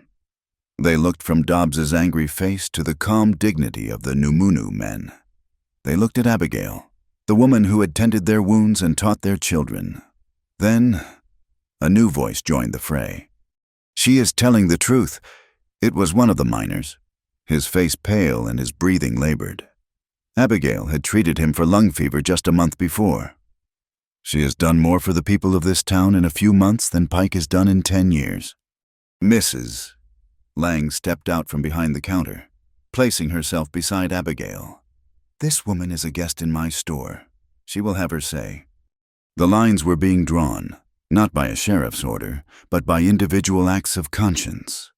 The community was beginning to speak, and its voice was no longer a single, fearful whisper. The hearing in the Willow Ridge courthouse was a formal, stifling affair. The room smelled of old paper and stale tobacco smoke. Harlan Pike sat at a polished table with his lawyer, a slick, well-dressed man from the East. They looked confident, relaxed, the very picture of manifest destiny. Abigail, Talon, Helen, and Two Feathers sat at the opposing table, their collection of evidence seeming small and fragile in the face of such entrenched power. The judge was an old man with a face like a tired hawk, his eyes weary but sharp. He listened patiently as Pike's lawyer laid out the case for eminent domain. The lawyer spoke of progress, of the vital economic importance of the railroad, of the great public benefit that would flow from connecting Evergold Gulch to the rest of the nation. He painted a picture of a prosperous future, a future that was being held hostage by a few primitive nomads clinging to an unproductive piece of land. Then it was Abigail's turn. She spoke simply and clearly, without emotion. She presented the court with the ammunition ledger, its neat columns a testament to the quiet integrity of a dead man. She presented Helen's copy of the reimbursement form, with Sheriff Dobbs's signature scrawled at the bottom. She told the story of the staged attack, the government issue ammunition, and the paint tin with the maker's mark of the Pike Consolidated Mining Company. Finally, she and Two Feathers unrolled the great charcoal rubbing, laying it on the floor before the judge's bench. A murmur went through the courtroom. "Your Honor," Abigail said, "this is a copy of a legal document carved into the stone altar in Medicine Bend. It is a treaty between the Numanu people and the land itself, guaranteeing them rights to that valley and its water. We have a witness who can attest to its meaning and its sanctity." Two Feathers stepped forward and, in his own language first, then in careful English, he explained the symbols. He spoke of the promise made and the promise kept, of a law based not on ownership but on guardianship. The judge leaned forward, his tired eyes studying the strange, powerful symbols on the paper. For a moment, a flicker of something unreadable crossed his face. It was then that Pike's lawyer played his trump card. He rose slowly, a smug, predatory smile on his face. "Your Honor," he said, his voice dripping with condescension, "while this bit of local folklore is certainly quaint, the court should be aware of the character of the man at the center of this claim. I am speaking of Talon Redhawk." He turned and pointed a dramatic finger at Talon. "This man, who now presents himself as a noble protector of his people's traditions, is a man who has betrayed everyone he has ever served. It is a matter of public record that for 3 years, Talon Redhawk was a scout for the United States Cavalry." A gasp went through the courtroom. The accusation hung in the air, thick and poisonous. A traitor to his own people, working for the very army that had driven them from their lands. And a traitor to the army, now fighting against the progress they represented. A man, the lawyer implied, who belonged to no one, and whose word could not be trusted. All eyes turned to Talon. He sat for a moment in the thick, expectant silence. Then he rose to his feet. He was not wearing the buckskins of a warrior, but a simple cotton shirt and trousers. He looked not at the lawyer, but at the judge. "It is true," he said, his voice quiet but carrying to every corner of the room. "I wore the blue coat. I believed it was possible to walk a path between two worlds. I believed that if I showed the army the ways of the land, they might learn to respect it, and to respect its people." He paused, and the silence in the room deepened. "I left that service 3 years ago, in the moon of the frozen trees. My company was ordered to attack a Cheyenne encampment on the Powder River. It was a winter camp. It was filled with women and children and old ones. They were not warriors. They were families trying to survive the cold. The order was to eliminate them, to leave no one alive." His voice did not break, but it was filled with a profound, cold sorrow that was more powerful than any rage. That was not a battle. It was a command to commit murder. A law that commands a man to kill children is not a law. It is an abomination. I laid down my rifle and I walked away. I betrayed a uniform. I did not betray my conscience. I will not apologize for that." He stood for a moment longer, a solitary figure of unwavering moral clarity. He had taken the lawyer's poison and transformed it into a testament to his own integrity. The room was utterly still. Justice, Abigail realized, was not something that happened in a courtroom. It was something that happened in the human heart, in the moment when a person or a community chose truth over a convenient lie. The judge looked at Talon, then at Pike, and then down at the rubbing on the floor. He picked up his gavel and brought it down with a sharp crack. "The petition for eminent domain is hereby suspended pending further investigation," he announced, his voice dry and final. "Furthermore, this court orders a formal inquiry into the administration of Sheriff Lucas Dobbs and the handling of munitions from the Pike Consolidated Mining Company." It was not a final victory, but it was a staggering blow. Pike's face, for the first time, showed a crack in its confident facade. The law, which he had always seen as a tool to be bought and wielded, had just been turned against him. The pressure was now on him. As they left the courthouse, the air outside felt clean and fresh, But Abigail knew this was far from over. A man like Harlan Pike, when his legal avenues were blocked, would not simply admit defeat. He would turn to other methods. Her fears were confirmed a few days later. A new group of men had arrived in Evergold Gulch. They were not miners or prospectors. They were quiet, hard-eyed men who kept to themselves. They dressed like travelers, but their hands rested too easily on the pistols at their belts. They were Pinkerton agents, private soldiers who sold their guns to the highest bidder. Harlan Pike, denied the swift victory of the law, was now preparing for a war of his own making. The rain began just after noon. A cold, miserable drizzle that promised a full day of soaking misery. It turned the dust of Mesquite Canyon into a thick, red mud and slicked the new timbers of the railway bridge until they shone like polished bone. The bridge was Harlan Pike's great monument to himself. A raw wooden scar slashed across the canyon, connecting his mind to the promise of the eastern markets. For Abigail and Talon, it was the final obstacle on their journey back to Willow Ridge, a choke point where they were at their most vulnerable. They were not alone. Reverend Carter, his face grim with a sense of Christian duty, rode with them in the wagon, the original ledger and the charcoal rubbing. Their two fragile weapons against Pike's empire of lies were wrapped in oilskin and stored in a small iron box at Abigail's feet. They were traveling in the open, counting on the territorial judge's summons to grant them safe passage. It was a foolish hope. Pike did not respect the law. He owned it. The first shot was a flat, wet crack that echoed strangely in the rain-soaked canyon. It was not a warning. A splinter of wood exploded from the wagon's side, inches from the Reverend's head. Abigail's blood ran cold. The Pinkertons. They emerged from the rocks on either side of the bridge entrance. A half-dozen hard-faced men, their long coats doing little to hide the rifles they held. They moved with a chilling professional efficiency, fanning out to cut off any chance of retreat. Their leader, a man with a scarred lip and dead, gray eyes, spurred his horse forward. "That is far enough," he called out, his voice devoid of emotion. "Mister, Pike wants his property back. The book and the woman. The rest of you are free to go." From the small belfry of the church in Evergold Gulch, nearly a mile away, Helen McCrae watched the scene unfold through her late husband's spyglass. Her knuckles were white where she gripped his old hunting rifle. It was a desperate plan, a long shot in every sense of the word, but it was the only one they had. She rested the heavy barrel on the stone ledge, took a slow, steadying breath, and lined up her shot.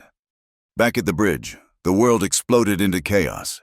Helen's shot, aimed not to kill but to disrupt, struck the rock just above the Pinkerton leader's head, sending a shower of stone chips into his face. In that single, critical moment of distraction, Talon moved.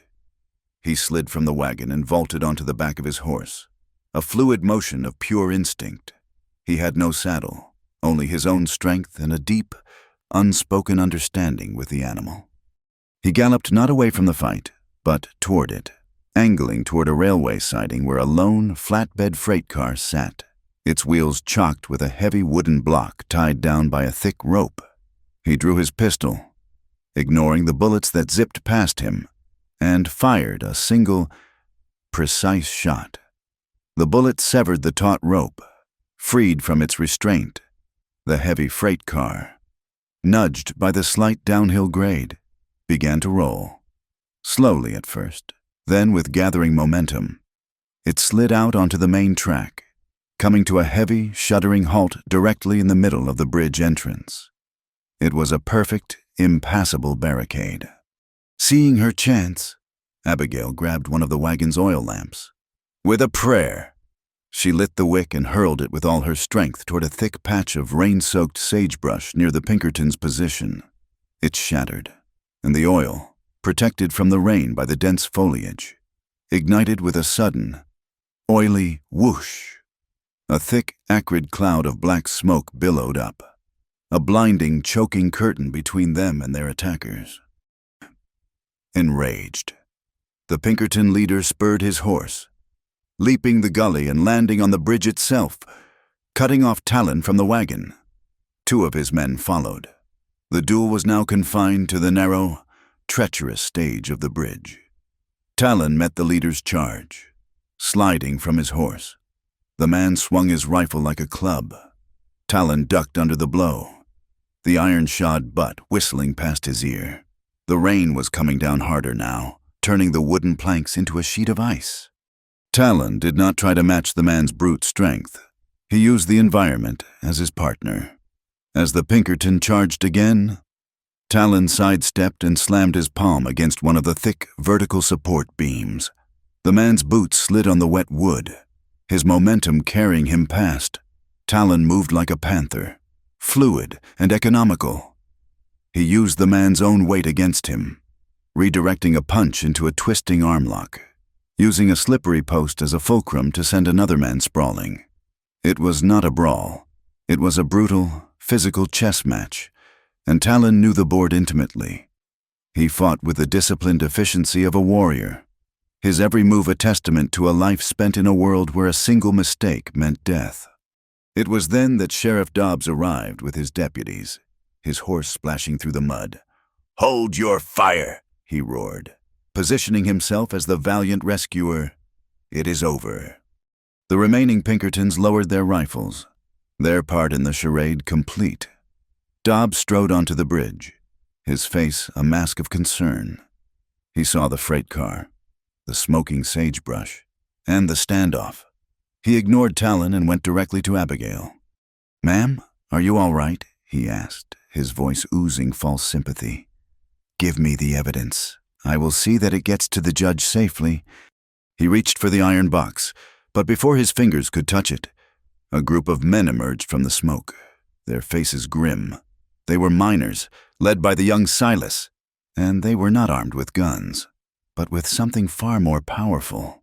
"We do not think so, Sheriff," Silas said, his voice shaking but clear. He held up a small, leather-bound notebook. "We have all taken a turn on watch since you arrested Talon. We made a note of the serial number on that pistol you carry. It reads 7345. We are prepared to swear in court that it is a Colt from the same shipment that was stolen from the company stores." Dobbs froze, his hand hovering over the box. His face went from red to a sickly, pale white. He was trapped. His own weapon was now a piece of evidence against him. A long, mournful whistle echoed down the canyon. A train. It was Pike's special. An engine and a single passenger car, chugging along the new track for a celebratory inspection. But as it rounded the bend, its whistle changed from a note of triumph to a series of short, panicked blasts. The signal flag ahead, which should have been green, had been switched to red. One of the miners, a former signalman, had seen to it. The train's brakes screeched, and the locomotive hissed to a halt just 50 yards from the blocked bridge. The door of the passenger car opened. Harlan Pike stepped out, his face a thundercloud of rage. He was followed by the Willow Ridge judge and a small, spectacled man clutching a notepad, a reporter from the Territorial Chronicle. Reverend Carter, it seemed, had sent a telegram. Pike took in the scene in an instant: the blocked bridge, his captured Pinkertons, the defiant miners, and the judge and the press, standing as witnesses to the utter collapse of his scheme. The fury in his eyes curdled into a wild, nihilistic desperation. "If I cannot have this valley," he screamed, his voice cracking, "no one will." He turned and ran back toward the engine, where two of his men were unloading a crate. Dynamite! He grabbed a stick, lit the fuse, and ran toward the central support pillar of the bridge. What happened next was a blur of motion. Talon, seeing Pike's intent, sprinted down the bridge, his moccasins giving him a purchase on the slick wood that the Pinkertons' boots could not. He launched himself at Pike in a flying tackle. Just as Pike was about to wedge the hissing dynamite into the trestle, the two men crashed to the deck, and the stick of dynamite skittered away, its fuse burning perilously short, without a thought. Talon scrambled after it, pulled a knife from his belt, and sliced through the fuse just as the flame was about to touch the cap. At the same time, a new sound arose. a thin chorus of frightened cries. In his haste to impress the judge, Pike had brought along several miners' families for the train ride. A group of children, panicked by the shouting and the sudden stop, were huddled together on the open platform of the passenger car, trapped, seeing their terror. Abigail forgot the fight, forgot the danger. She ran toward them, her voice calm and reassuring. "It is all right," she said, her hands outstretched. "Come with me. We will walk back to the wagon. It is just a game." She lifted the smallest child into her arms and, one by one, led the others off the train, away from the engine, away from the madman and his crate of explosives, her presence a small, unassailable island of calm in the midst of chaos. The fight was over, surrounded by the judge, the press, and the now united miners. Pike finally seemed to understand that he had lost. His face crumpled, the face of a king whose castle had just been turned to dust. Sheriff Dobbs, without a word, slowly unpinned the tin star from his vest and let it fall into the mud, under the judge's cold, unwavering stare. The Pinkertons laid down their guns.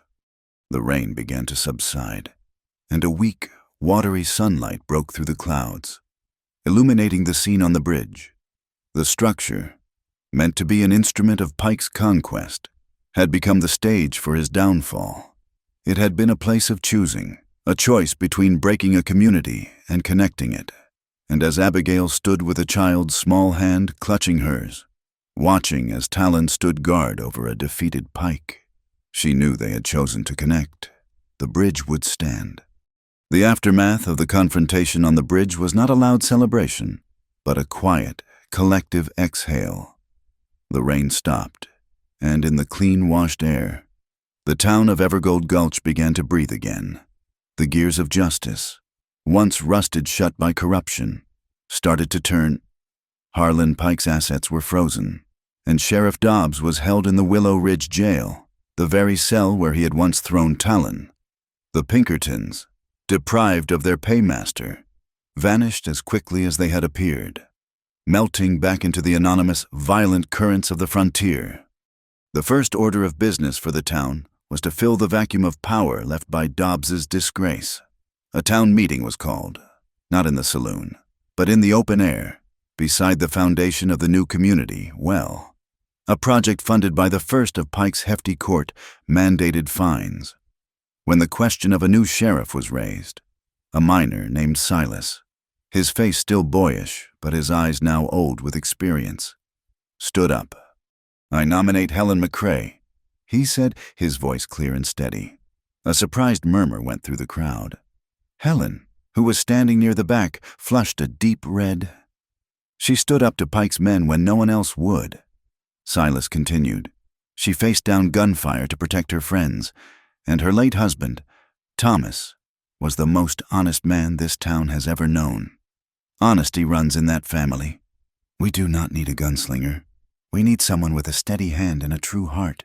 We need Sheriff McCrae. A swell of approval rose from the crowd. It was a radical idea, a woman wearing the star. But this town had been saved by radical ideas. It had been saved by a nurse who taught lessons in a shed and a Comanche warrior who shared his sacred water. When the vote was called, it was unanimous. Helen McCrae, the quiet widow who had once been afraid of her own shadow, accepted the position with a trembling chin and eyes that shone with a fierce, newfound resolve. With a leader they could trust, the work of rebuilding began in earnest. The burned-out skeleton of the old ore shed was torn down, and in its place, a new structure rose. It was not a grand building, but it was solid, built with fresh lumber and the willing hands of the very miners who had once stood by and watched it burn. The men worked with a quiet, determined energy, as if they were not just building a structure, but atoning for a sin. When it was finished, the building was both a clinic and a schoolhouse, a single space dedicated to healing both the body and the spirit. Abigail and Talon painted the sign that would hang above the door. On one side, in Abigail's neat, careful script, it read, Evergold Clinic and Schoolhouse. On the other side, Talon painted the Numunu words for the same, his brush strokes forming the elegant, symbolic language of his people. They hung it together, a bilingual promise of a shared future. The healing of the community was a more delicate task than rebuilding a wall. It began, as so many things now did, with water. On the first day of the new moon, Talon led a small procession from the town to the ancient well in Medicine Bend. He was accompanied not just by his own people, but by a handful of miners, Helen, Abigail, and a gaggle of children, both white and Numunu.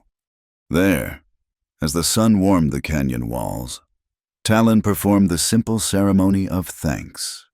He sprinkled cornmeal on the earth and poured the first dipper of water back onto the ground as an offering.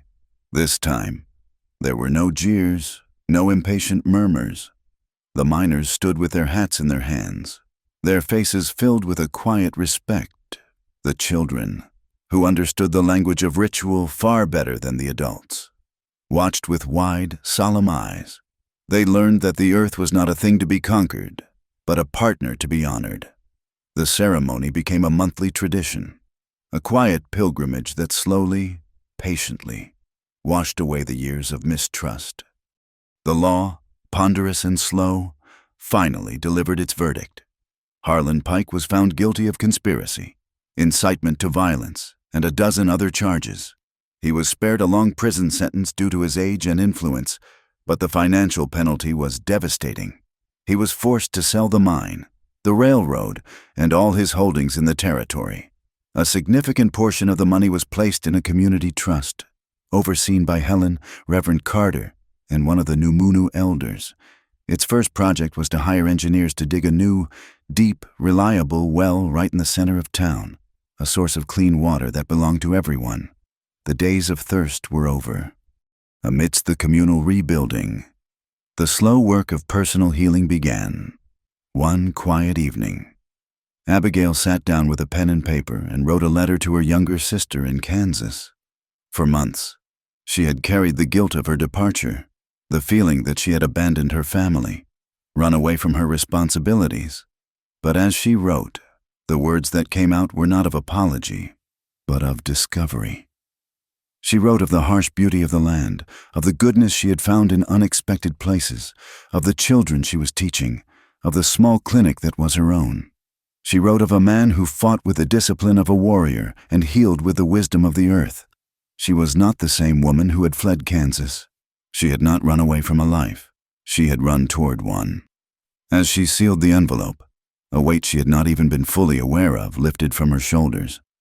A few days later, Talon rode alone into the high country.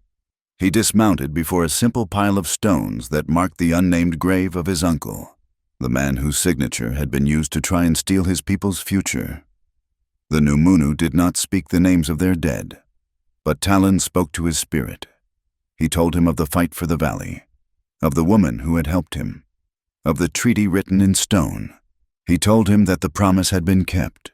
He took the eagle feather that Abigail had once returned to him, the feather he had first given her in a moment of shared understanding, and tucked it into the stones of the grave. It was a symbol of honor restored, a promise to continue his watch. Back in Evergold Gulch, life settled into a new, gentle rhythm. The schoolhouse was a place of joyful, chaotic life. One morning, Abigail found a new rule, written in a child's clumsy hand and tacked to the bulletin board. It read, "No horses in the clinic," beneath it. Someone had drawn a picture of a horse wearing a top hat and a monocle, looking very indignant at being excluded. She laughed, a real, full-bellied laugh. It was the sound of a town that was not just surviving, but thriving. That afternoon, she took a small cloth bag and walked to the charred patch of ground where her first school had stood. The ashes had long since been cooled by the rain, and the earth was black and scarred. She knelt and one by one took a handful of small, hard yucca seeds from the bag Talon had given her. The children from her class, seeing what she was doing, came and joined her.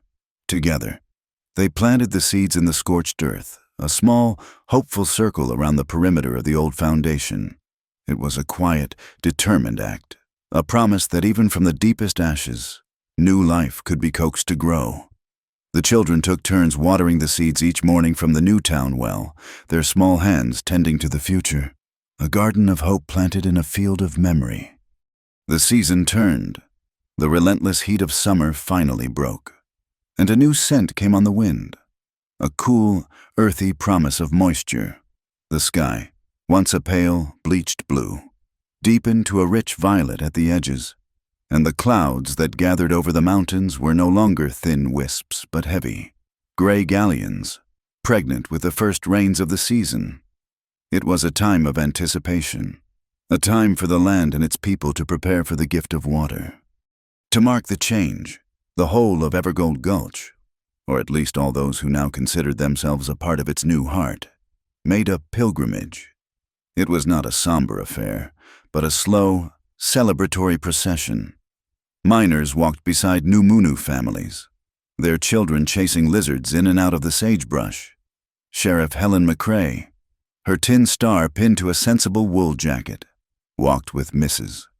Lang, and Reverend Carter trailed behind, his face alight with a quiet, profound joy. They walked the familiar path into Medicine Bend, not as trespassers seeking survival, but as partners returning to a shared sanctuary. They gathered in the natural amphitheater before the stone altar. The air was still and cool, filled with a sense of reverence that had nothing to do with fear and everything to do with gratitude. They did not need a fire this time. The story was no longer a secret to be revealed in the dark, but a truth to be affirmed in the clear light of day. Silas, the young miner who had found his courage in the ashes of his guilt, and 2 feathers, whose wisdom was as deep and steady as the canyon itself, unrolled the long charcoal rubbing. They held it up before the assembled community, the ghostly black and white symbols a stark testament against the living rock behind them. Talon stepped forward. He did not speak with the fire of an orator, but with the quiet authority of a man reading a sacred text he knew by heart. He looked not at the paper, but at the stone itself, translating its ancient promise for the new ears that were finally ready to listen. He spoke of the sun and the water, of the guardians and the gift, and of the promise that would endure for as long as the stars remained in the sky. When he was finished, Sheriff McCrae stepped forward, her voice clear and firm in the canyon's silence. "This paper," she said, gesturing to the rubbing, "is a copy of a truth.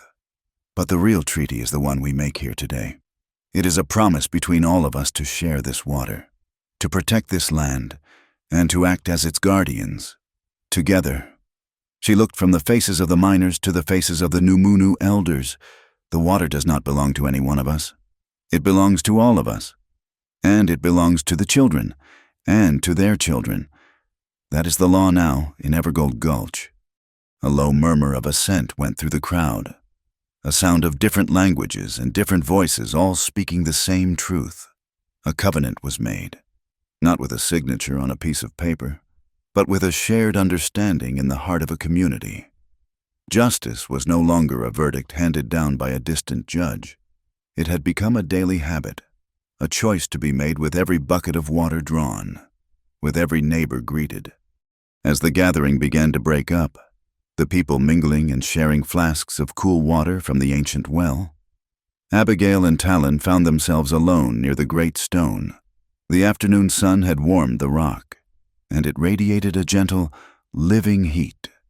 They stood for a moment in a comfortable silence, watching the 2 groups of children, who had long since forgotten their differences, begin a chaotic game of tag among the boulders. Abigail placed her hand on the sun-warmed surface of the altar. The stone felt solid, enduring, a repository of 1,000 years of promises.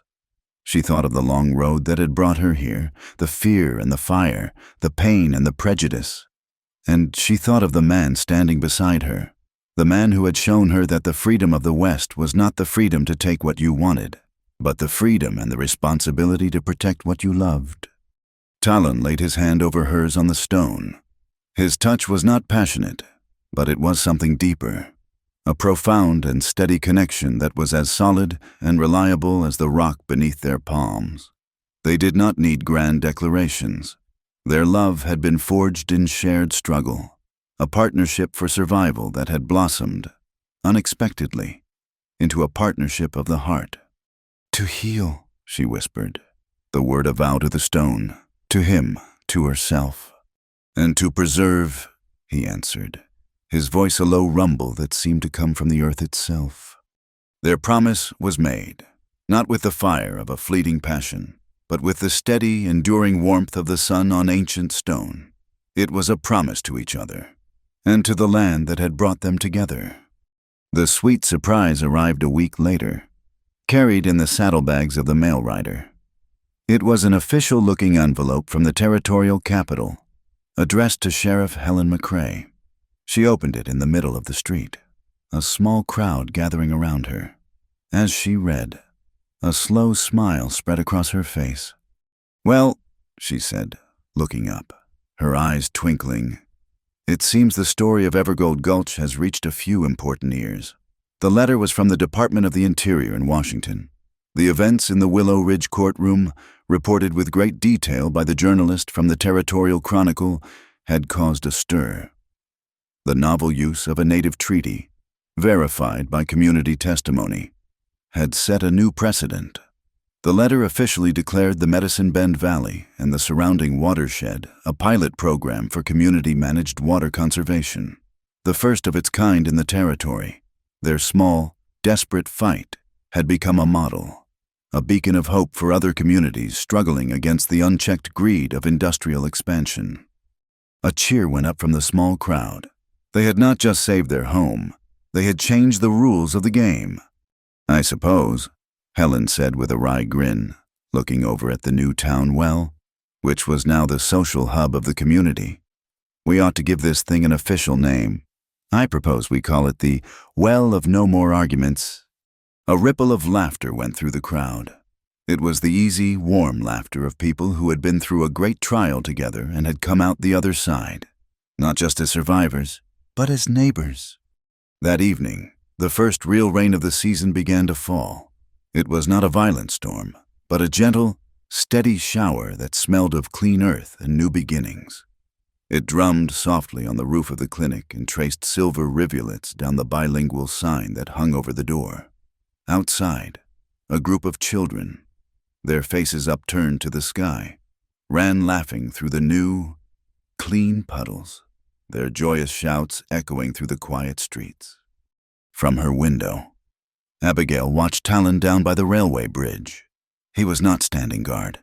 He was working with a small crew of miners, strengthening a trestle that had been damaged in the fight, his movements strong and sure. He was no longer just a protector of the past. He was a builder of the future. She turned from the window and lit the lamp in the clinic. The room was warm and inviting, her bottles and instruments gleaming in the golden light. She opened the door, letting the light spill out into the soft, rainy twilight, a small, steady beacon of healing and hope in the heart of the valley. The work was not over. The daily tasks of mending bodies, teaching minds, and nurturing a fragile peace would continue. But for the first time since she had arrived in this harsh and beautiful land, she felt truly, completely, at home. Thank you so much for joining us on this journey through the heart of the Old West. Please comment below with where you are listening from so we can all connect. Subscribe to my channel Wild West Tales, like the video, and press the hype button to help this story reach more listeners.